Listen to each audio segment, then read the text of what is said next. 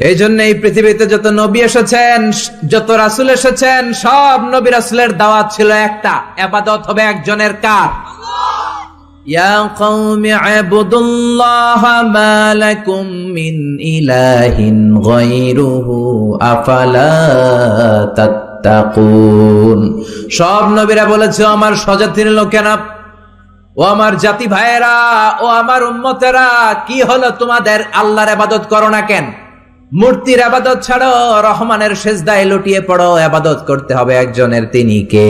আল্লাহ। তার মানে আল্লাহর দুইটা স্পেশাল ডিসিশনের প্রথম ডিসিশন, ইবাদতের মালিক হলেন একজন, তিনি কে? আল্লাহ।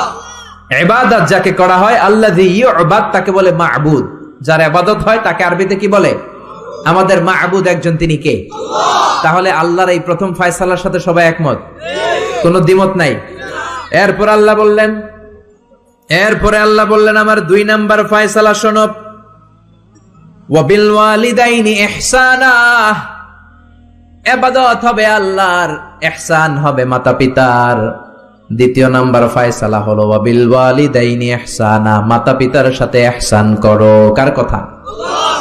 ইহসান মানে ভালো আচরণ, ইহসান মানে সদাচরণ, ইহসান মানে খেদমত, ইহসান মানে মা বাবার কাছে দোয়া চাওয়া, ইহসান মানে নিজের ক্ষমতা মা বাবার পায়ের সামনে বিছিয়ে দেয়া, ইহসান মানে রহমতের চাদর মায়ের পায়ের সামনে বিছিয়ে দেয়া। জোরে বলেন ঠিক কি না?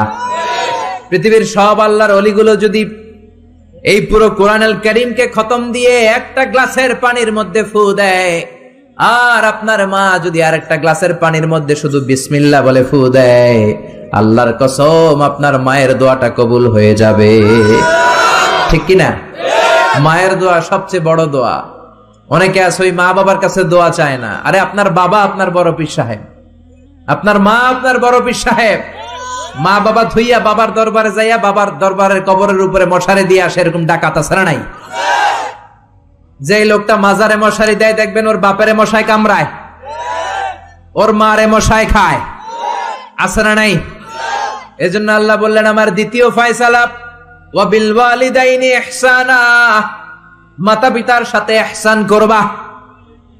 ইবাদত হবে আল্লাহর, ইহসান হবে মাতা পিতার।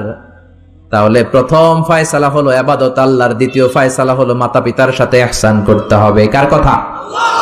দ্বিতীয় ফয়সালার সাথে কোনো দ্বিমত আছে? না। এটাও একমত। আল্লাহর ইবাদত করা কি ফরজ না নফল? ফরজ। আল্লাহর ইবাদত যেমনি ফরজ, মাতা পিতার প্রতি ইহসান করা এটাও ফরজ। ঠিক কি না? মা বাবার সাথে ভালো আচরণ, ইহসান, এটা নফল নয়, এটা অপশনাল নয়, এটাকে কম্পালসারি করে দিয়েছে কে? আমরা বললাম আল্লাহ আপনার 2টা ফয়সালার সাথে আমরা একমত, কিন্তু আপনার ইবাদত কেমন করে করব আমরা বুঝলাম, কিন্তু মা বাবার সাথে ইহসান কেমন করে করতে হয় আমরা জানি না। ইহসান কাকে বলে আমাদেরকে বুঝায়া দেন। রব্বুল আলামিন নিজেই ইহসানের ব্যাখ্যা দিতে শুরু করলেন, ইম্মা يبلغن عندك الكبر أحدهما أو كلاهما فلا تقل لهما أف। আল্লাহ নিজেই ইহসানের ব্যাখ্যা দিয়ে বলছেন, ইহসানের প্রথম ব্যাখ্যা হলো মা বাবা একজন কিংবা 2 জন যখন বার্ধক্যে উপনীত হয়ে যায়, মা বাবার 1 জন কিংবা 2 জন যখন বয়সে উপনীত হয়ে যায়, তাদের কোনো কাজের কারণে নাক ছিটকানো যাবে না। এটাই ইহসান। কোন সুবহানাল্লাহ। মা বাবা যখন বয়সে পৌঁছে যায়, আমাদের অনেকের আব্বা আম্মার বয়স হয়ে গেছে না? আমার আব্বারই তো বয়স হয়ে গেছে 60-এর উপরে। তো আপনারা যারা, আপনাদের আব্বার বয়স 60-70 হয়ে যাবে। আল্লাহ বললেন বাবা মার বয়স যখন 70-80-তে চলে যায়, খবরদার তাদের কোনো কাজে নাক ছিটকাবা না, তাদের কোনো কর্মকাণ্ডে শব্দটাও বলবা না। কথাটা কার? কারণ তোমরা যখন ছোট ছিলা, তোমাদের কোনো কর্মকাণ্ডে তোমার বাবা মা কিন্তু নাক ছিটকায় নাই। ঠিক কিনা?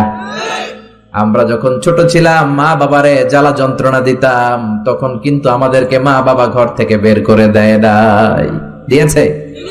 আপনার কত আগের স্মৃতি মনে আছে? আপনার বয়স যখন 3, কি কি ঘটছিল মনে আছে?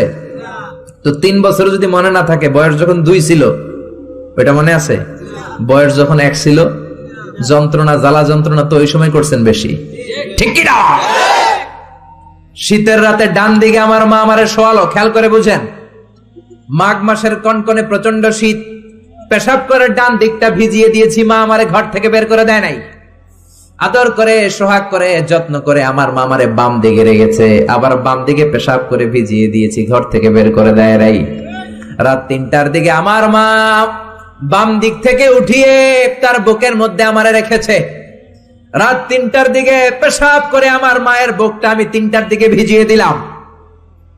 আমার মা তখন আমারে ঘর থেকে বের করে দেয় না, এতিমখানায় ফেলে আসে নাই, রাস্তায় ফেলে আসে নাই।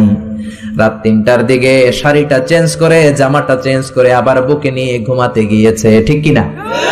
এজন্য আল্লাহ বুঝাতে চাইলেন ইহসান কারে বলে। শোনো শোনো, ওই বাবা মা যখন বয়স 70 হয়ে যাবে, ওই বাবা মার বয়স যখন 80 হয়ে যাবে, খবরদার খবরদার বাবা মার কোনো কাজে নাক ছিটকাবা না, উফ শব্দটাও করবা না। তোমরা যখন জ্বালাতন করেছো, বাবা মা তোমাদেরকে ঘর থেকে বের করে দেয় না, এতিমখানায় রেখে আসে নাই। এখন বয়সের কারণে বাবা মা যদি জ্বালাতন করে, বাবা আর মারে বৃদ্ধাশ্রমে রেখে এসো না, ঠিক কিনা? এজন্য আল্লাহ ডেকে বললেন খবরদার বাবা মারে বৃদ্ধাশ্রমে রেখে এসো না। তোমাদের জ্বালা যন্ত্রণা বাবা মা সহ্য করেছে, তোমারে ঘর থেকে বের করে দেয় না, এতিমখানায় রেখে আসে নাই। এজন্য বাবা মা যদি ঘরের মধ্যে পেশাব করে, পায়খানা করে পরিষ্কার করবা, তাহলে তোমার জীবনটারে উজালা করে দিবে কে? বৃদ্ধাশ্রমে রেখে আসা যাবে? বাবা মারে যদি বৃদ্ধাশ্রমে রেখে আসো, মনে রাখবা তোর কপালে বৃদ্ধাশ্রম জুটবে না। তুমি যদি বাবা মারে বৃদ্ধাশ্রমে রেখে আসো, তুমি বয়স্ক হলে তোমার কপালে বৃদ্ধাশ্রম নাই, ঠিক কিনা? ভাঙ্গা থালা হাতে নিয়ে তুমি রাস্তায় ভিক্ষা করে খাবা। এজন্য আল্লাহ বললেন ইহসানের প্রথম ব্যাখ্যা, ইম্মা ইয়াবলুগান্না ইনদাকাল কিবারা আহাদুহুমা আও কিলাহুমা ফালা তাকুল লাহুমা উফ। বাবা মা যখন বার্ধক্যে উপনীত হয়, তাদের কোনো কাজে নাক ছিটকাবা না, উফ শব্দটাও করবা না, উহ আহ এটাও বলা যাবে না। কথাটা কার? ইহসানের 2 নাম্বার ব্যাখ্যা, ওয়ালা তানহারহুমা, আব্বা আম্মারে ধমক দিও না। কিছু ডাকা আইতাছে, মায়েরে ধমক দেয়, বাবারা ডাকে বুড়া, মায়েরা ডাকে বুড়ি, আছে না নাই? কেমন করে মা বাবারে তুমি বুড়া বুড়ি ডাকো? তারা তো বুড়া বুড়ি হয়েছে তোমার কারণে। তোমারে মানুষ করতে যে তারা তাদের জীবন যৌবন সব হারিয়েছে, তোমার লেখাপড়া করাতে যে তারা তাদের জমিন হারিয়েছে, তোমাকে বিদেশ পাঠাতে যে তারা তাদের ভিটে মাটি হারা হয়েছে।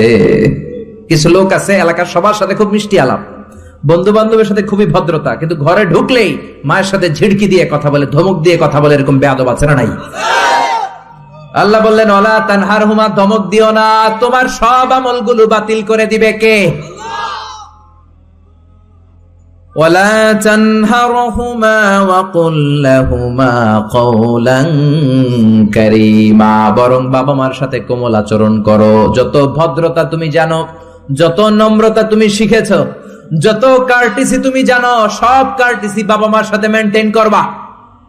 যত সফটলি কথা বলা যায়, যত কোমল ভাবে কথা বলা যায়, যত মোলায়েম ভাষায় কথা বলা যায়, বলতে হবে কার সাথে?